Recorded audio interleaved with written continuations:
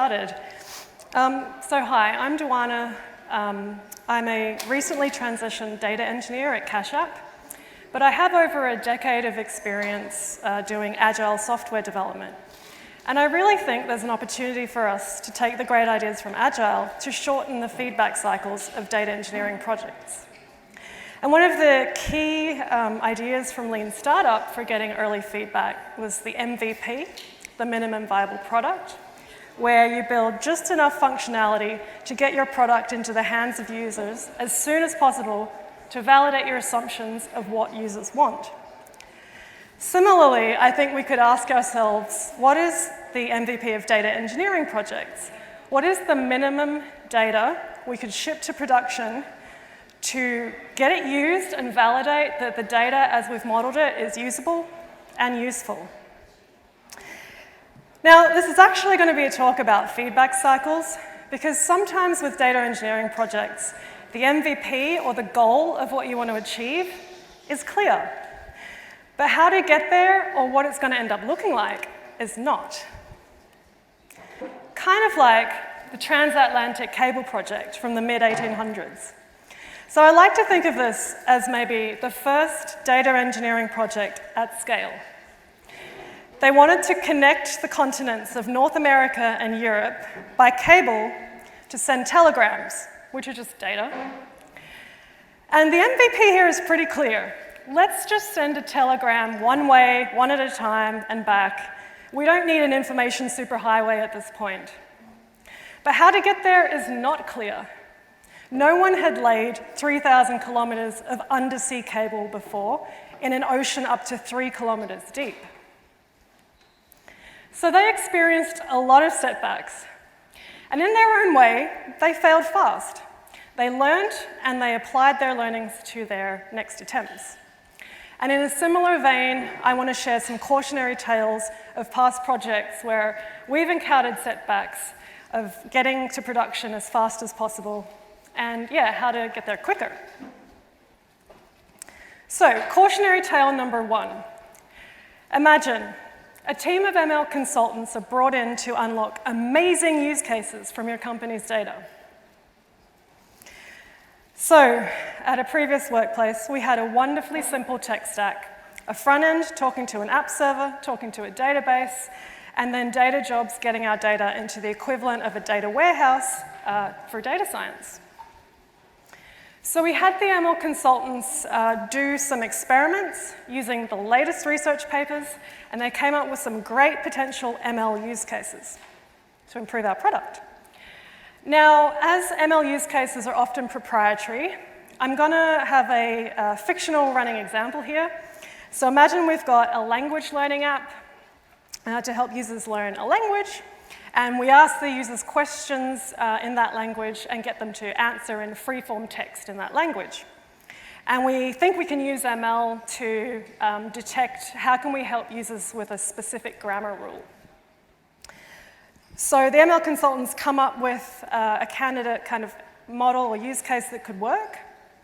And then they're like, okay, we're going to get you to deploy it using a rules engine. And somehow we've got to get data to this rules engine where the models live. And the rules engine is going to interact with the front end such that there's a dynamic framework on the front end that we have to build that when the rule says we should do something to display the user will do that. So the software engineers on this project, we'd never worked with a rules engine before.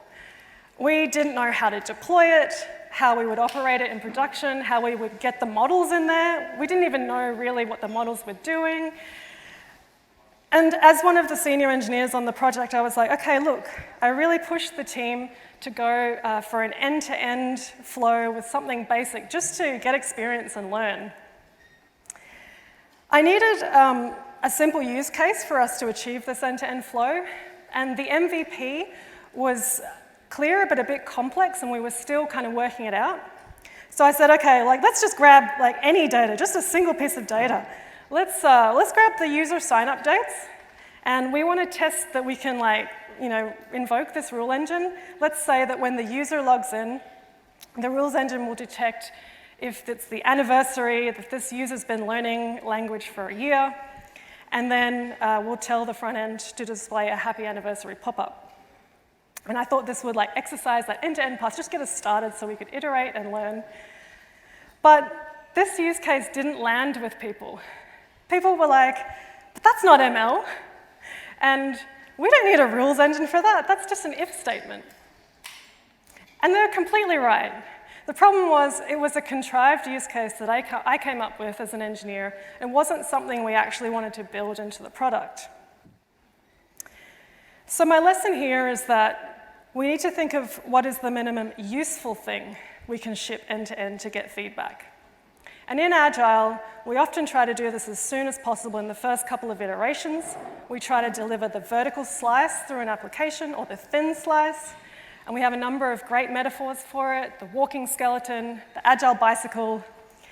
But there's also an old term that a colleague mentioned to me that could work well for data engineering projects called the steel thread. And there's a paper on this, which is great because you can give it to data scientists. They love to read papers and get them on board with this idea of proving out your architecture with a minimal thread of functionality. And yeah, a steel thread is a minimal thread of functionality to validate the architecture and establish foundations for the proposed system so you can iterate and learn and gain experience. So going back to my example, what would have been a more meaningful steel thread in this situation? Well, if our MVP was an ML use case to look at text and detect grammar rules, instead of collecting all of the answers that users give, we could have said, okay, let's just collect answers to a single question and the user's overall score. Train a model just to find a basic correlation. It doesn't have to be the best model. We can iterate. And then when the user answers the question, predict their score, and if necessary, offer help. So that would have helped us get to where we wanted to go, but get us started end-to-end as soon as possible. And yeah, maybe don't start with a dynamic front-end framework, just have it hard-coded in the mobile app. So I was trying to think, what would this steel thread have been for the transatlantic cable engineers? So they actually did start laying out the cable, the production cable, first off.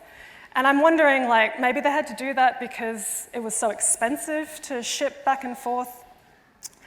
Maybe they could have laid, if it wasn't so expensive, they could have laid a dummy cable. It was actually, they had to wait a long time for the production cable to anyway be engineered and produced.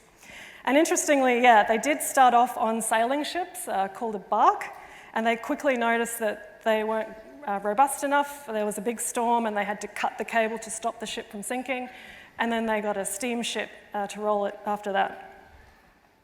So, are you ready to get back on the high seas for my second cautionary tale? Cautionary tale number 2. Your product has millions of users.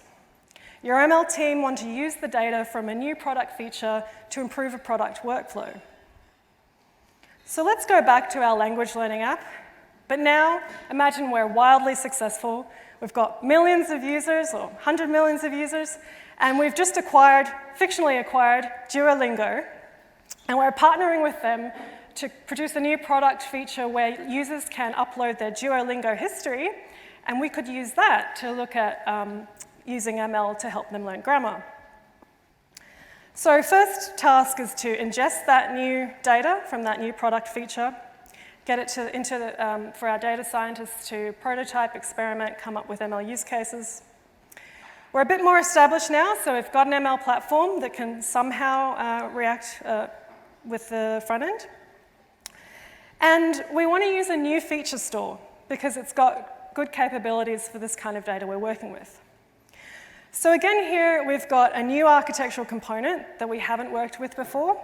So I was like, I got this. Let's do our steel thread to prove out the architecture. And I've learned from my previous project, and I'm like, let's choose something meaningful this time. So if our MVP, was to do something over the Duolingo history data, I actually sat with my data scientists and said, look, can we just get one feature that's useful that we could ship? And we came up with 2, and I actually think 2 is better because we found 2 representative features that we could use in an existing model. But the problem we had in this project was because we had millions of users, we had big data. So when we started collecting the data just kept rolling in.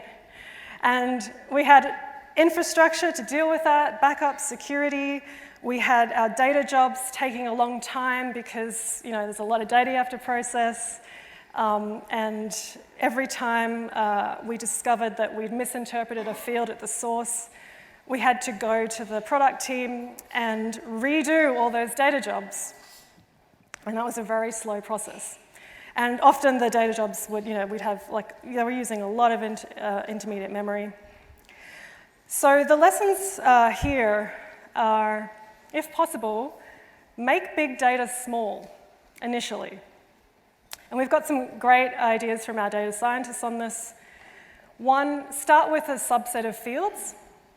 So they say that for a good model, it only needs a small set of features to work well anyway. So yeah, use your hunch of what you think are the most relevant fields you can get started with. Train a model on that. You can always add more and iterate. If you have a lot of columns in your data is wide, and the columns are often empty, it's sparse. Empty columns still take up time in computation in your data jobs. So if you can prune those and just go for the key fields at the outset. Start with a subset of users. So can you get your use case working for a single persona, or maybe a percentage of users, and then you can roll out progressively?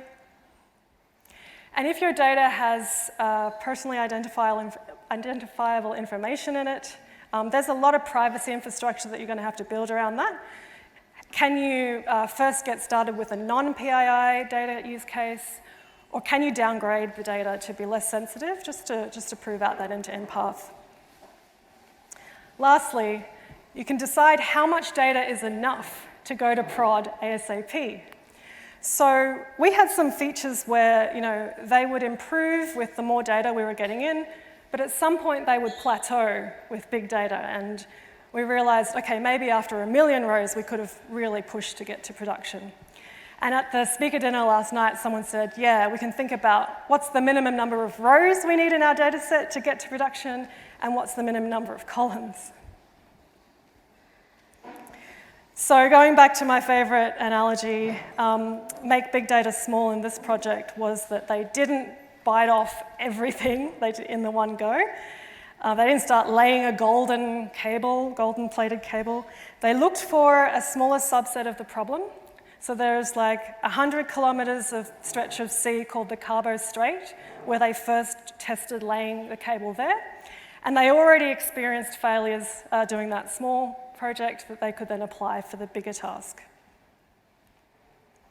So just to summarize, I've got more tips you can hit me up for in the afternoon break or on LinkedIn. But what's an amazing use case? That is the ultimate goal, I think, of ML. What's a simple first use case? That's your MVP. And then what's the simplest useful thing we can ship end-to-end to get feedback? That's our steel thread, and that's so we can iterate and learn. And it has this psychological benefit that we can feel a sense of progress faster. So, some further reading, you can grab that paper. I haven't read this book, but I want to. Thanks a lot to my colleagues at Cash App who gave me great input and feedback, and Data Eng Bytes for motivating this talk.